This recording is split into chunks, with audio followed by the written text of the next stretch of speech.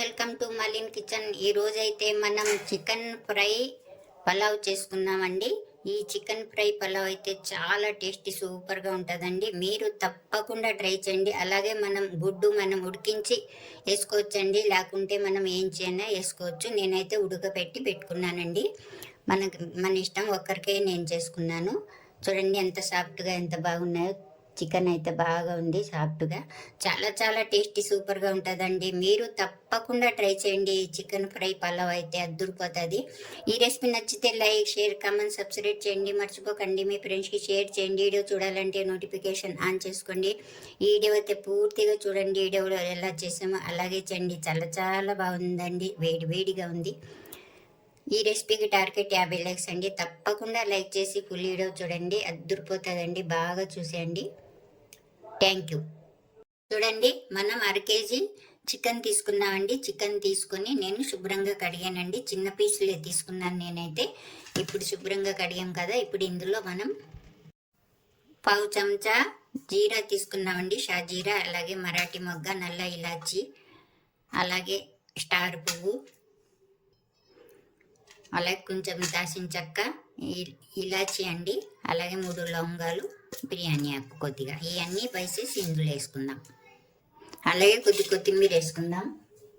అలాగే 2 ఆకులు పుదీనా వేసుకోవాలి. అలాగే 1/2 చెంచా ధనియాలు వేసుకోవాలి. అలాగే 1/2 చెంచా సాల్ట్ వేసుకోవాలి. అలాగే ఇందులో మనం నీళ్ళు వేసుకుందాం.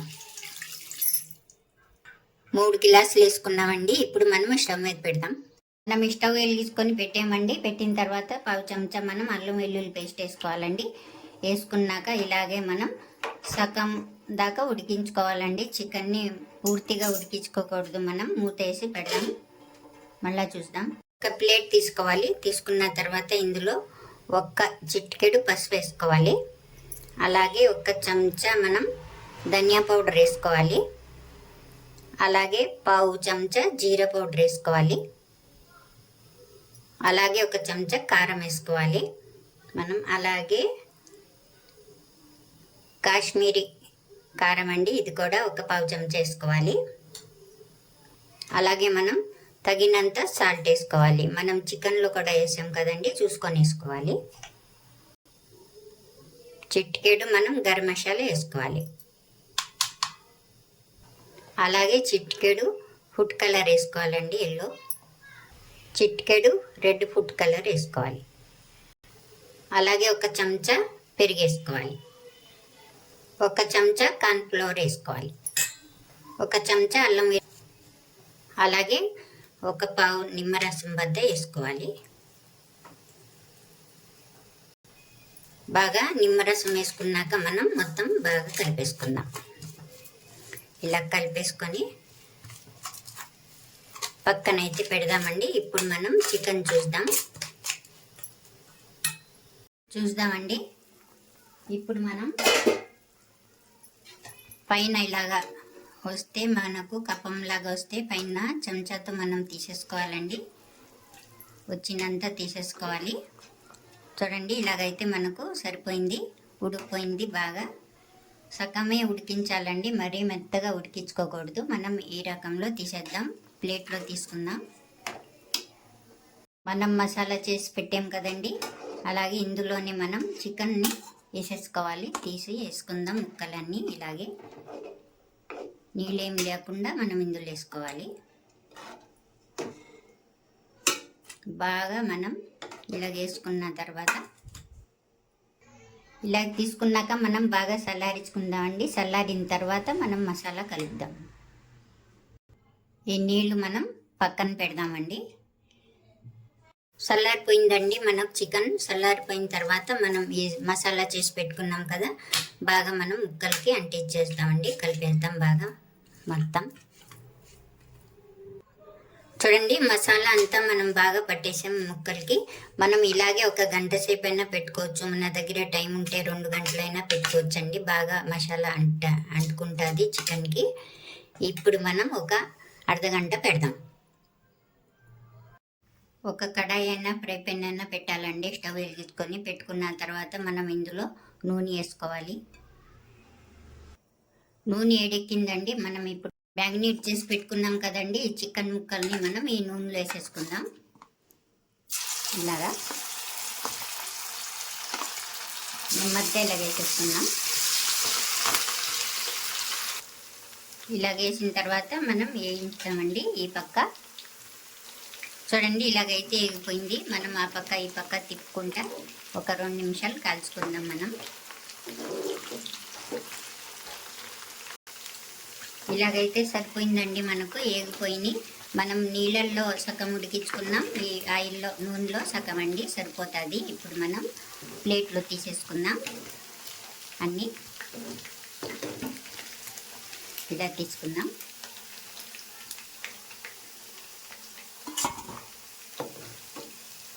ఇలా తీసుకొని పక్కన పెడదామండి. ఇప్పుడు మనం స్టవ్ వెలిగించుకొని ఒక గిన్నె పెట్టాలండి. పెట్టిన తర్వాత మనం చికెన్ వేయించిన ఆయిల్ అయితే వేసుకోవాలి. నూనె వేడెక్కిన తర్వాత చూడండి 1/2 చెంచా మనం షాజీరా తీసుకున్నాం, 3 లవంగాలు తీసుకున్నాం, అలాగే బండ పువ్వు చిన్నది తీసుకున్నాం, నల్ల ఇలాచి తీసుకున్నాం, 2 దాల్చిన చెక్క చిన్న ముక్కలు, అలాగే జాపత్రి కొద్దిగా ఇవన్నీ తీసుకొని ఇందులో వేసుకోవాలి.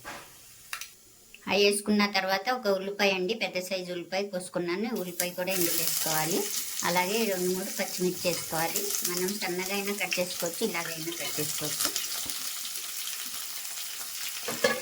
వేసుకొని బాగా వేయించుకోవాలి. ఇలాగ వేగిపోయిన తర్వాత ఉల్లిపాయలు మనకు ఈ కలర్లో రావాలి. ఇంకా ఇప్పుడు ఇందులో 1/2 చెంచా నేను అల్లం వెల్లుల్లి పేస్ట్ వేసుకుంటున్నానండి. ఇవి కూడా పచ్చివాసన పోయేదాకా వేయించుకోవాలి. మనం చికెన్లో వేసాం, అలాగే నీళ్ళల్లో వేసాం కదండి.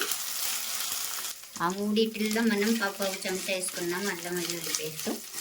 ఇది కూడా వేగిపోయిందండి. ఇప్పుడు ఇందులో మనం టమాటా అండి, ఒక టమాటా సన్నగా కట్ చేసుకుని వేసుకోవాలి. మూతేసి పెట్టి మనం మగ్గనిద్దాం. టమాటాలు చూద్దామండి, మనకి ఇలాగ మగ్గినాయి. టమాటాలు కూడా మనకు ఇలాగ మగ్గింది. ఇప్పుడు ఇందులో మనం ఉప్పు వేసుకోవాలండి. మనం అన్నంకి రైస్కి వేసుకోవాలి. ఉప్పు అయితే మనం చూసుకొని వేసుకోవాలండి. చూడండి, ఒక చెంచా ధనియా పౌడర్ వేసుకోవాలి. వేసుకొని బాగా ఇంకా కొద్దిగా మెత్తగా చేసుకుందాం టమాటా. ఇలా బాగా మనకు టమాటాలు మెత్తపడిపోయింది చూసారా. నూనె కూడా మనకు బయటకు వచ్చింది. ఇప్పుడు ఇందులో అండి ఒక 3 చెంచాలు పెరుగు అయితే వేసుకుంటున్నాను. ఇందులో వేసుకొని బాగా పెరుగు కూడా బాగా మెల్ట్ అయిపోవాలి. చూడండి, టమాటాలు పెరుగు ఇదంతా బాగా వేగిపోయింది. మనకు ఆయిల్ అయితే వచ్చింది. ఇప్పుడు ఇందులో మనం చికెన్ ఉడికించిన నీళ్ళండి మనం ఫిల్టర్ చేసుకొని ఇందులో వేసుకోవాలి. మనం 2 గ్లాసులు వేసుకుంటున్నామండి.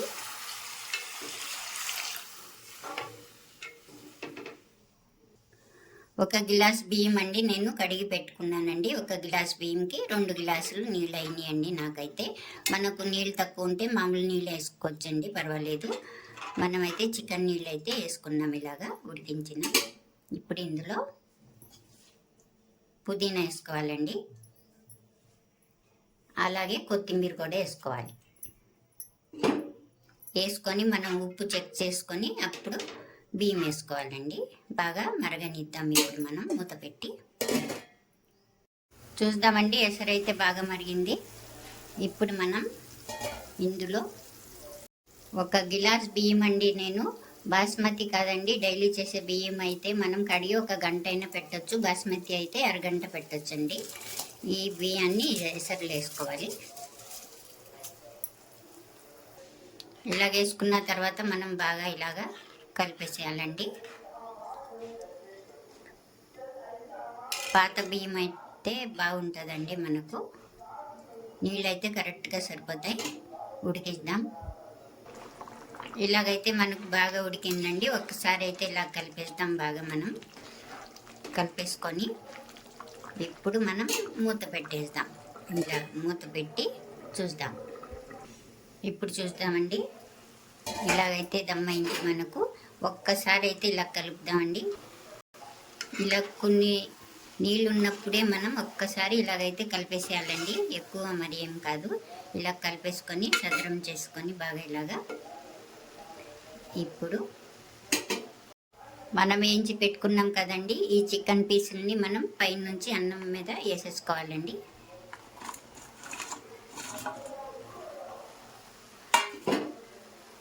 ఇలా చికెన్ అంతా పైన వేసేసుకొని ఇప్పుడు మనం మూత పెడదామండి. ఆవిరిపోకుండా మనం ఇలాగ గుడ్డైనా కప్పుకోవచ్చు, ఏదైనా ఇలా చేసుకొని మూత పెట్టి మనం బాగా దమ్ చేసుకుందామండి ఉడికేదాకా. మనకు అన్నం